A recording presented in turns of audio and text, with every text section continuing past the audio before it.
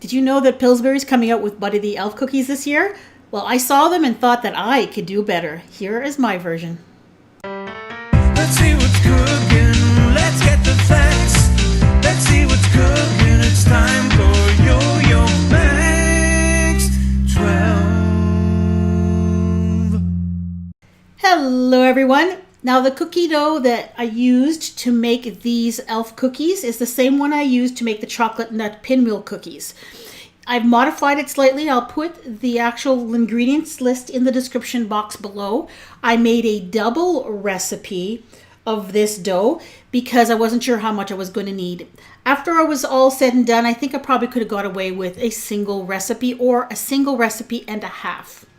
So I'm making this cookie dough on your screen right now. The instructions will be in the description box. Once the dough is done, you bring it together into a ball shape. This actually is quite easy to work with. It's a very, very forgiving dough, and it actually tastes really good too. So what I did is I made one large cookie dough ball with this, and I cut it in half. One of those halves, you're just gonna wrap up and just put it in the refrigerator for now. We're gonna work with only one half. There is the one half of that large dough ball. Now we're going to cut this up. As you can see, I cut it like in thirds with a large 2/3 and then a 1/3 portion. For the large 2/3 portion, you're going to divide that into a large, a medium, and a small piece. As you can see here. Now that's going to be the actual hat. We need to tint this different colors, of course. The main part of the hat is green, so we're going to tint that with some green paste food coloring. The medium-sized piece is going to be the yellow hat band, and we're going to tint that yellow. And then finally, you'll need the very small piece is going to be the red feather in the hat, and that's going to be tinted with red paste food coloring. So this is what you end up with. You have one half of a dough ball that's in the fridge, and of the other half, this is what we end up with. We end up with a third of it that's plain, and of the other 2/3, most of it is green. You got a big chunk of yellow and a small piece of red. That's what you want to end up with. Now we're going to transform this into a Buddy the Elf hat. This is a still from the movie. You can see the hat is a cone shape and it has a broad yellow band and a little red feather. So that's what we're going to try to duplicate inside the cookie. So to start off with, what I did was take the piece of green and just roll it into kind of a log shape that's about 12 inches long approximately. And then you're going to pinch it into a triangle shape.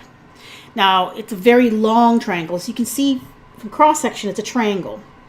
Then I cut the top off, cut the top of the triangle off, and just tried to make it even, because I wasn't sure how much dough that point was going to use. So I cut the top off. Then I took the yellow piece and I just placed it on top of the green base, and then I'm going to mold that and form it so that it is part of that triangle. Add the green at the top, and then once again we're going to mold that into a nice triangle shape. And there's the yellow hat band. So what I did is I just made sure that we had a nice pointy top and made the sides as flat as I could. Now I recommend you put this in the freezer and let it chill for at least 15 minutes before you add the feather. Okay, now for the feather is the red dough. I rolled it into a little log shape. I kind of flattened it down a little bit.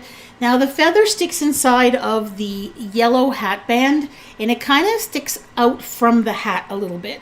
So in order to get that effect, I put some of that white dough on the bottom, and then I took the red piece and I put it on top of that white piece. And then in order to make sure that it didn't stick against the hat, I added some of the white on top of that red strip. It's harder to describe than it is just to watch, as you can see here. So I added the white piece on top. Now if you run out of white dough from that original first half, it's time to take out that second half of white dough that you have in the fridge. Just take that out and get that ready, because you're probably going to need some of that white from the big first half. And there it is, the feather sticking out from the hat. Put that in the freezer and let that chill for at least 30 minutes. You want that to feel solid. It's just going to be so much easier to work with. Now you're going to definitely need the white dough from that big first half at this point. We're going to make a nice thick base, and then we need to start building up white dough all the way around the hat piece. We're making the white around the hat, and we want to try to make this into a circle because the cookies are circular. And I used up almost all of that white dough that I had. The first half, the large half, and then the other little part that we had after we cut it. And I just kept filling it in, adding little strips of white dough all the way around, just try to make it circular. And then I just kind of kept rolling it to see if there was any flat spots. Now that's why it's important that that hat in the middle is frozen, because otherwise it would squish. It would deform while you're rolling it, and then you would lose your hat shape completely. So there we go. I was just about satisfied with this. Then I realized there was another little flat spot, so I added a little bit more white dough. And then I rolled this into some wax paper, and you're going to chill this for several hours until it's nice and firm, or you could put it in the freezer until it's nice and firm. And then take a serrated knife and just cut slices off about 1/4 of an inch thick. If you use just a sharp knife, not a serrated knife, you might smear some of those colors. Now, I didn't like the shape of them because they weren't nice and round like the commercially available ones. So I just took a cookie cutter and I just cut them. Cut the excess white around the hat, and it made them nice and circular. Then you're going to bake these at 350 until the bottoms are just lightly golden brown. They're not going to change color very much. Mine took about 15 minutes because I'm using an insulated cookie sheet. And you'll have quite a bit of dough left over, as you can see. You can put that in the freezer and make cookies with it some other time.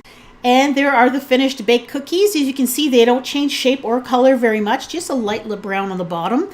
And the flavor of these is actually quite nice. This is a really nice cookie dough recipe. It has a nice almond flavor to it, which I really love. And I think they taste better than the Pillsbury sugar cookies, to be honest. And I think my version actually turned out pretty good. What do you think? You going to give these a try? I love to experiment with making cookies like this by putting shapes into them. And I've done it before with trying to make pandas. And you can see that video here. And I also did some heart cookies using kind of the same technique. So if you're interested in those, check them out. Thank you so much for watching. Bye-bye.